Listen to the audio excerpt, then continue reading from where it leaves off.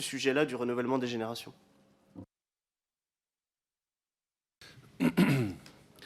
Merci beaucoup.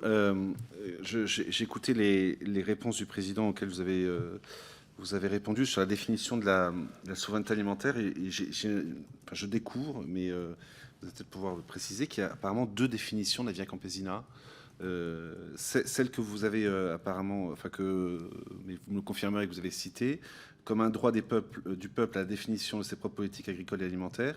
Et dans le rapport de François Grimer, alors je lis tout le paragraphe, comme ça je serai complet. La notion de souveraineté alimentaire a été introduite dans la sphère internationale par le mouvement paysan Via Campesina à l'occasion du sommet mondial de l'alimentation à Rome en 1996. La souveraineté alimentaire est le droit de chaque pays de maintenir, de développer sa propre capacité de produire son alimentation de base en respectant la diversité culturelle et agricole.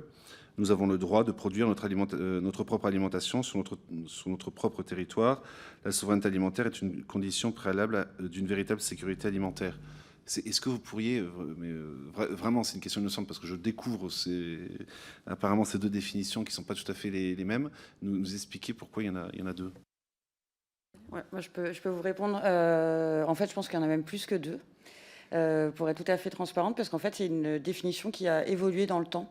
Donc la première définition de 1996 est bien celle citée par François Grimer, mais en fait, cette définition a été étoffée au fur et à mesure de différents forums mondiaux de l'alimentation ou de forums sociaux mondiaux dans lesquels les différents mouvements paysans et organisations de la société civile se réunissaient pour pouvoir aussi faire évoluer la définition au regard des enjeux ou des éléments à considérer. Donc, par exemple, je crois que c'est le sommet mondial de 2004 où la notion de ne pas nuire à un État tiers, à un pays tiers, via sa politique agricole et alimentaire, a été incluse. Ce n'est pas dans la définition de 96.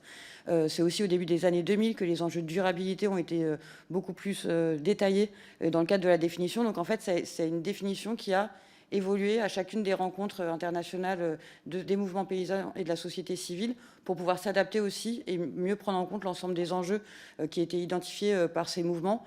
Et la définition qui aujourd'hui est intégrée dans le cadre notamment de la Déclaration internationale des droits des paysans et des personnes vivant en zone rurale reprend l'une des versions les plus abouties de la définition de la Via Campesina.